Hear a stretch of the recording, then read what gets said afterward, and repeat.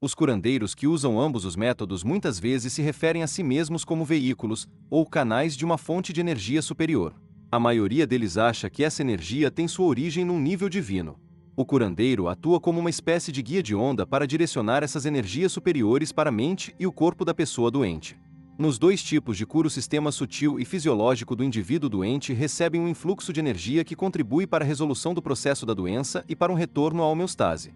Já se demonstrou que as energias transmitidas pela cura através da imposição das mãos produzem efeitos definidos e mensuráveis sobre as enzimas e sobre outros sistemas físicos do corpo.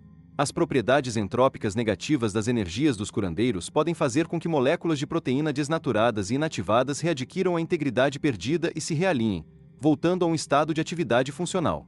Além do processo de cura molecular, observa-se ainda a capacidade de os curandeiros influenciarem de forma seletiva a cinética enzimática. O curandeiro consegue acelerar ou retardar as velocidades de reação das enzimas conforme estas sejam respectivamente do tipo que acrescenta energia às reservas celulares ou exaure seus recursos metabólicos.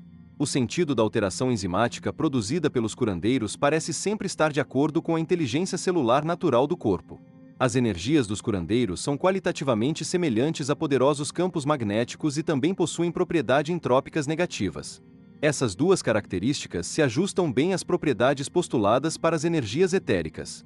Seria bastante razoável que alguns curandeiros pudessem exercer seus efeitos curativos primários proporcionando determinadas frequências de energia etérica, ou superior, aos corpos etéricos dos pacientes. Sabemos que o corpo etérico é um molde energético holográfico.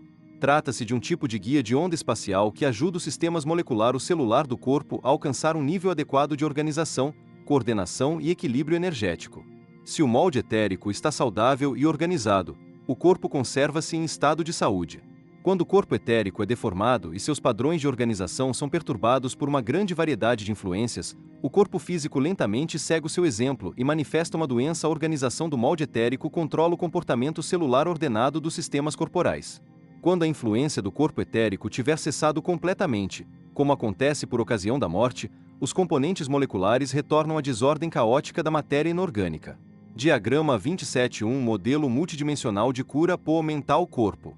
Nossos moldes etéricos são ondas de guia que controlam o fluxo de energias vitais para o interior do corpo. Os padrões de doença surgem no nível energético e só depois se manifestam no nível celular. As manifestações patentes de doenças físicas e celulares podem ser precedidas, com uma antecipação de semanas ou meses, por alterações energéticas disfuncionais no corpo etérico. Portanto, quando se procura curar uma doença física já instalada no organismo, pode ser útil reestruturar o molde etérico no sentido de obter-se um padrão mais saudável e benéfico. É possível influenciar até mesmo os componentes superiores da nossa anatomia sutil a fim de efetuar a cura no nível físico. Para compreender como isso poderia acontecer, precisamos voltar nossos olhos para os sistemas vibracionais superiores que fornecem energia ao nosso corpo físico. É provável que a cura magnética aconteça principalmente no nível dos corpos físico e etérico. Há uma transferência direta de energia do curandeiro para o paciente, muitas vezes através das mãos. Existem, na verdade, pequenos chakras na palma das mãos, os quais permitem que a energia possa fluir para dentro e para fora do corpo. Todavia, a cura espiritual consegue interagir não apenas com os níveis físico e etérico, mas também com os níveis superiores. Desde a época de Edward Bach, o criador dos remédios florais, os médicos começaram a perceber que a mente e as emoções desempenham um papel significativo na origem e no agravamento de muitas, se não de todas, as doenças. As emoções atuam no nível energético sutil por intermédio das influências do corpo astral que, por sua vez, atua sobre o corpo etérico. Está se tornando cada vez mais evidente que a depressão e outras perturbações emocionais podem debilitar as defesas naturais do corpo contra as doenças. Esse estado de incompetência imunológica pode, posteriormente, traduzir-se em doenças físicas em virtude de uma maior suscetibilidade a agentes viróticos sebacterianos ou por causa de doenças de origem interna, como câncer, por exemplo. As distorções que se originam no nível do corpo astral levam algum tempo para alcançar os níveis físico e etérico. É por isso que podem decorrer semanas ou meses antes que as alterações na constituição emocional, astral se manifestem na forma de doença física. Da mesma maneira, distorções energéticas que se originam no nível mental, em virtude de aberrações no corpo mental, também podem afetar desfavoravelmente o funcionamento do corpo físico. Existe uma cascata descendente de efeitos energéticos sutis que desce dos níveis de potencial e frequência mais elevados para os mais baixos. Existe uma transdução gradual de sinais dessas energias de frequências mais elevadas até que elas se manifestem no nível físico. Esse processo ocorre através de uma redução das frequências vibracionais superiores, as quais passam do nível causal para o mental, astral, etérico e, finalmente, para o nível físico através da interface físico-etérica. A questão aqui é que, embora uma doença possa ser curada no nível físico-etérico, a cura magnética talvez seja ineficaz a longo prazo se a causa primária da doença estiver situada num nível energético mais elevado. Determinadas curas efetuadas por cirurgiões psíquicos das Filipinas são exemplo de curas do tipo magnético que não proporcionam benefícios a longo prazo. Em alguns casos, pacientes que sofriam de câncer procuraram esses curandeiros e tiveram uma total remissão da doença, comprovada por exames clínicos e laboratoriais. Todavia, alguns desses indivíduos posteriormente retornaram ao mesmo cirurgião psíquico vários anos depois com um novo tumor num outro órgão. Embora se possa argumentar que o tumor recorrente era simplesmente uma metástase microscópica por ocasião da cura original, existe a possibilidade de que os padrões emocionais mentais desses pacientes, os quais originalmente podem ter contribuído para a formação do tumor, nunca chegaram a ser tratados pelo curandeiro magnético, que atuou basicamente na nível físico-etérico. Ao contrário da cura magnética, a cura espiritual procura atuar no nível dos corpos sutis e chakras superiores a fim de efetuar a cura no nível em que a doença se origina. O curandeiro espiritual atua como um gerador de energia com saídas de frequências múltiplas, a fim de permitir a ocorrência de alterações energéticas simultâneas em diversos níveis. Existem especulações a respeito da existência de uma ligação energética transitória entre os chakras do curandeiro e do paciente. Essa ligação chakra a chakra talvez seja responsável por uma transferência ressonante direta de múltiplas frequências sutis, as quais podem fazer com que a estrutura energética multidimensional do paciente recupere um perfeito equilíbrio de mente, corpo e espírito. Enquanto a maioria dos curandeiros magnéticos atua exclusivamente no nível do corpo, os curandeiros espirituais geralmente também operam com diversos níveis da mente e do espírito. Essa energia de dimensões superiores transcende todas as limitações de espaço e tempo em virtude do fato de os níveis das energias etéricas e superiores serem o domínio do espaço-tempo negativo.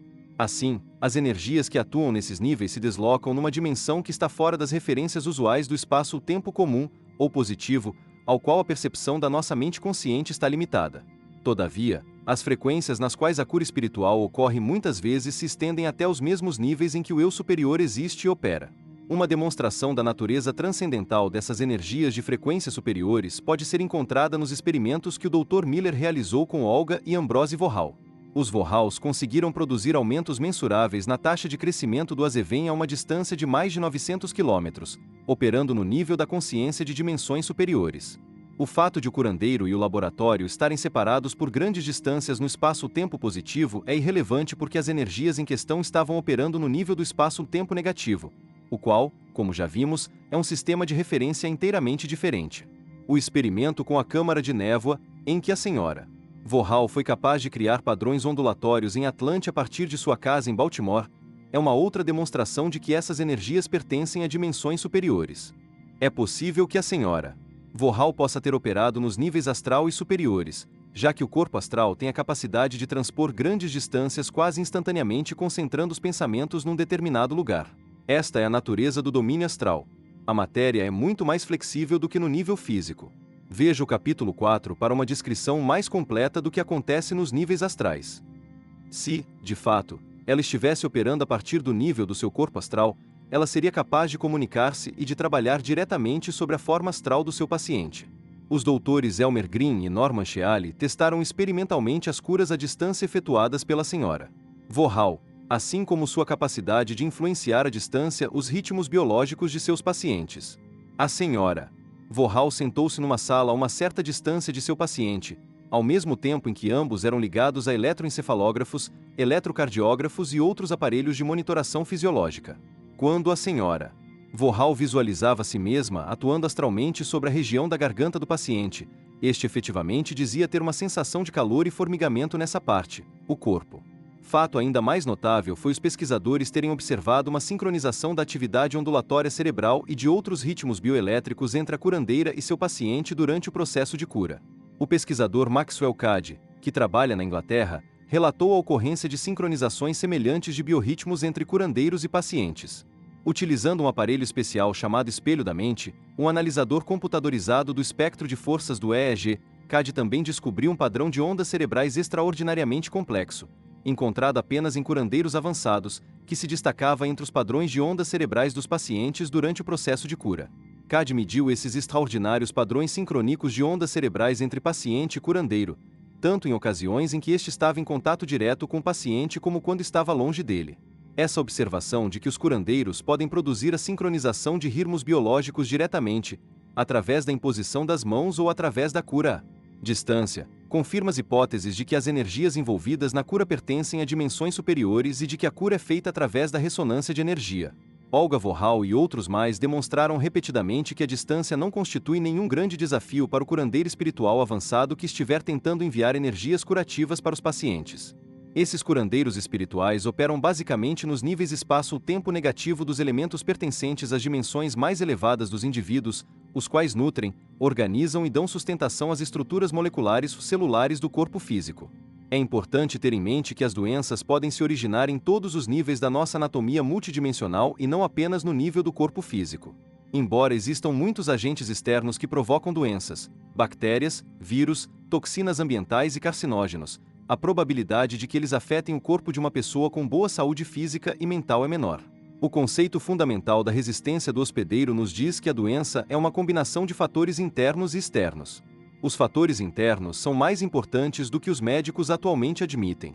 Esses fatores internos não são meros fatores psicoquímicos, embora as vitaminas e uma alimentação adequada possam, obviamente, ajudar o corpo a resistir às influências dos carcinógenos, mas incluem também fatores energéticos superiores que envolvem os domínios da consciência espiritual. Nos níveis espirituais da consciência humana existe um nível de perfeição e equilíbrio energético que não pode ser afetado por emoções e distorções da mente. Nesses níveis superiores, a alma está atuando no sentido de influenciar de forma positiva as energias que interagem com a forma física. Segundo a filosofia reencarnacionista, nossos corpos são apenas um veículo temporário de expressão no plano físico. Nossas personalidades físicas são a manifestação da alma em roupagem química. Embora esse nível de entendimento seja um aspecto da humanidade que a maioria dos médicos ainda não descobriu, é de esperar que os médicos espirituais do futuro levem em conta essa dimensão. Francamente, é espantoso que um médico ou psicólogo deixe de reconhecer a existência de uma consciência dotada de alma que utiliza a matéria do pensamento, da emoção e da substância densa para criar os diversos corpos de manifestação. O próprio desempenho de suas obrigações profissionais deveria levá-los a tentar discernir a ideia e o propósito interior que está dotando de alma as formas que eles tratam, de modo que eles possam dar uma contribuição maior para que essa ideia se manifeste.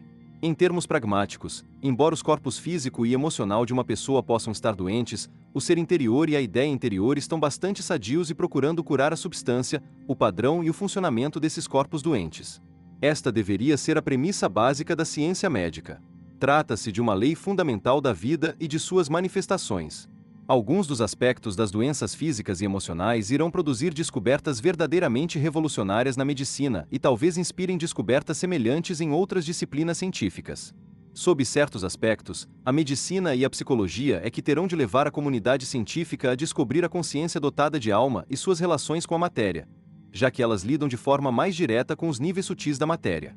Os grifos são nossos. Como temos visto ao longo deste capítulo, existe um número cada vez maior de evidências indicando que a capacidade de curar é uma potencialidade humana inata. Os níveis em que a cura pode ocorrer variam desde o nível puramente físico até o nível físico etérico e os níveis espirituais onde o eu superior já está tentando fazer a integração entre o corpo físico e a personalidade. A ciência está começando a se desenvolver em direção a um estágio em que as tecnologias da nova era poderão confirmar o que os profetas bíblicos nos têm dito desde os tempos de Jesus. Como Jesus disse: "Estas coisas que eu faço, vocês as farão maiores ainda." A doutora Krieger descobriu que a capacidade de curar era uma expressão de um profundo desejo, por parte do curandeiro, de ajudar ou curar outra pessoa. Trata-se de pura compaixão, uma manifestação de amor no seu mais alto nível. A experiência de união entre curandeiro e paciente através de um amor incondicional é algo que precisa ser alcançado e buscado por maior número dos assim chamados profissionais da saúde, para que possam ocorrer mais e melhores curas.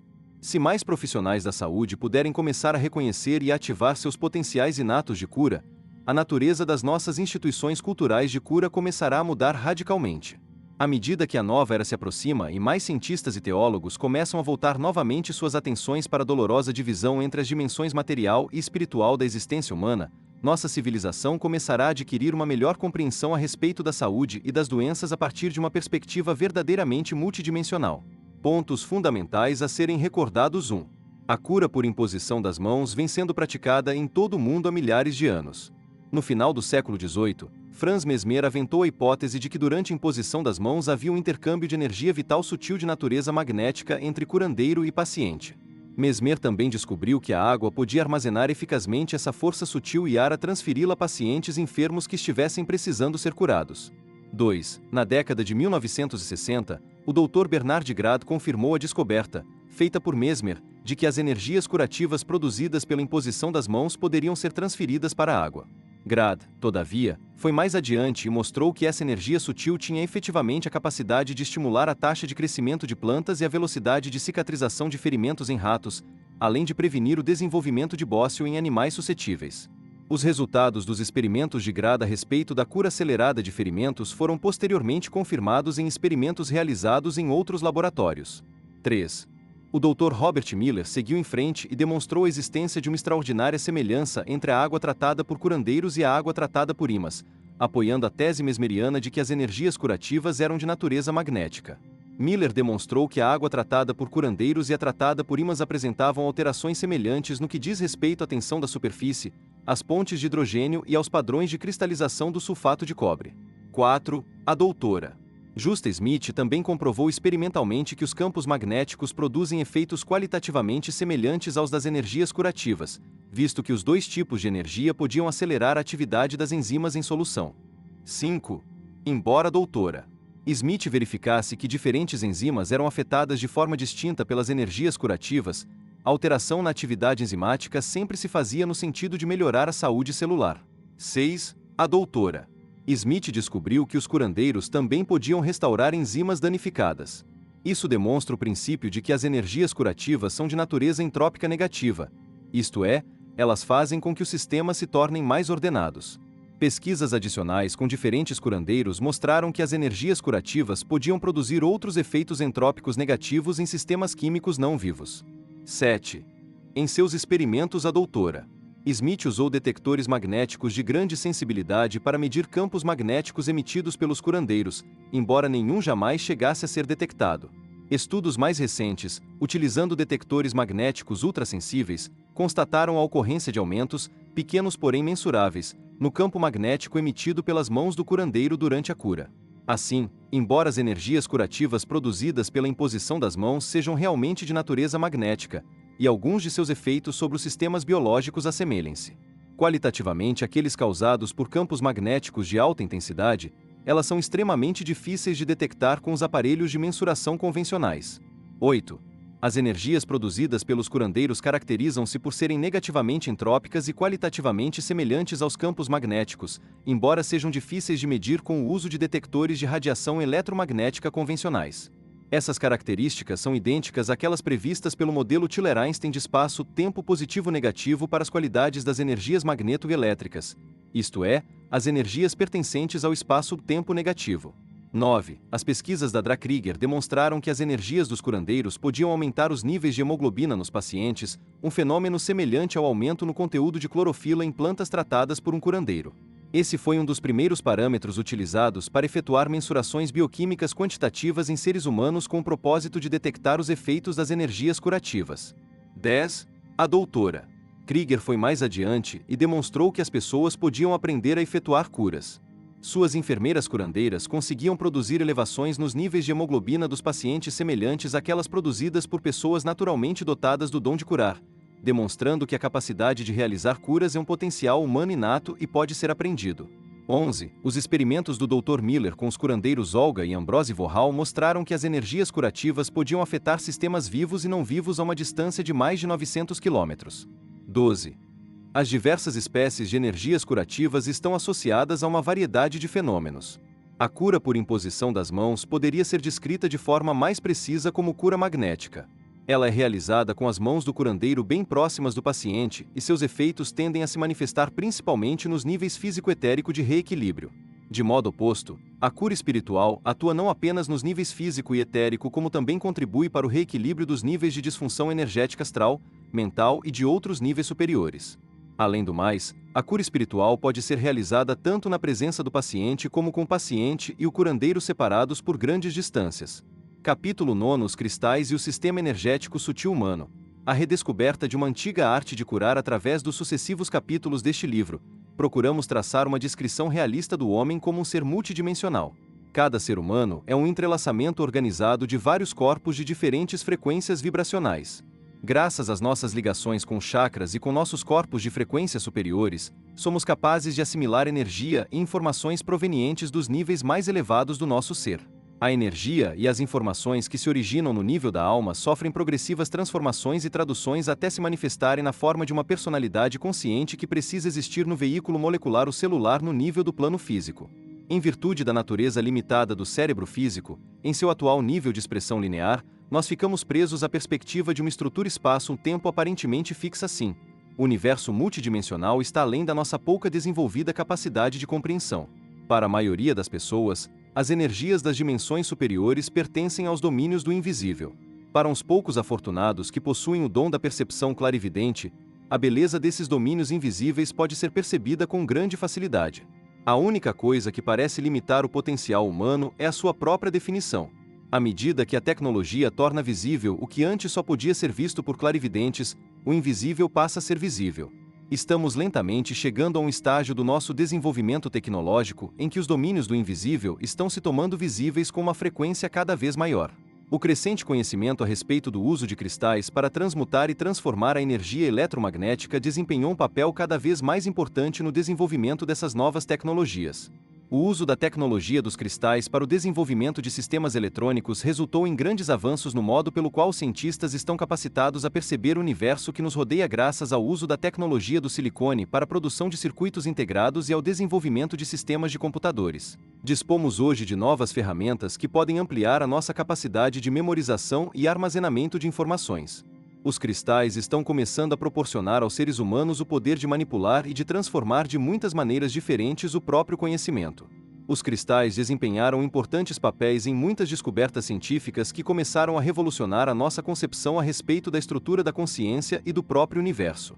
Um cristal de rubi, por exemplo, foi um componente fundamental do primeiro laser desenvolvido pelos cientistas do Laboratório Bell, no início dos anos 60. Conforme vimos no primeiro capítulo, o laser e os hologramas que ele pode produzir serviram de base para a elaboração de um modelo holográfico do universo. Os padrões de interferência de energia do tipo utilizado na holografia foram adaptados por Karl Pribram e por outros neurocientistas para explicar determinados aspectos do armazenamento de memória no cérebro. Além do mais, o modelo holográfico nos proporciona uma nova maneira de apreciar o universo multidimensional. Pesquisas recentes a respeito da aplicação das tecnologias do laser e da holografia ao armazenamento de informações revelaram novas formas de utilização dos cristais. Há mais de 10 anos, os laboratórios de pesquisa da Philips, em Hamburgo, na Alemanha, armazenaram um filme holográfico de demonstração num cristal de niobato de lítio. Depois disso, novas pesquisas com outros cristais de niobato, realizadas nos Laboratórios Nacionais de Oak Ridge, no Tennessee, revelaram a possibilidade de se armazenar milhares de imagens tridimensionais num único cristal. Girando-se levemente o cristal, uma nova oportunidade de armazenamento é criada. As aplicações desse trabalho apontam em direção a uma época em que enormes quantidades de dados poderão ser armazenados holograficamente em cristais cortados de forma especial. Tem-se dito que o potencial de armazenamento de informações dos cristais de niobato é tão grande que eles poderiam ser usados para armazenar todos os dados relativos ao sistema de seguridade social dos Estados Unidos ou toda uma biblioteca técnica ou literária, deixando de lado as implicações teóricas dos lasers e da holografia. O desenvolvimento prático dos lasers para uso na medicina e na cirurgia, além de seu emprego na laser acupuntura, transformaram em realidade a cura com energias de frequências específicas. Os avanços proporcionados pelo uso de laser nas comunicações colocaram ao nosso alcance novos meios de transmitir imensas quantidades de informações através de grandes distâncias por meio de cabos de fibras óticas. Cristais como o arsenieto de galho nos proporcionaram as ferramentas necessárias para a criação de dispositivos para apresentação de informações por meio de dildos emissores de luz e também de minúsculos aparelhos de laser transistorizados menores do que a cabeça de um palto de fósforo.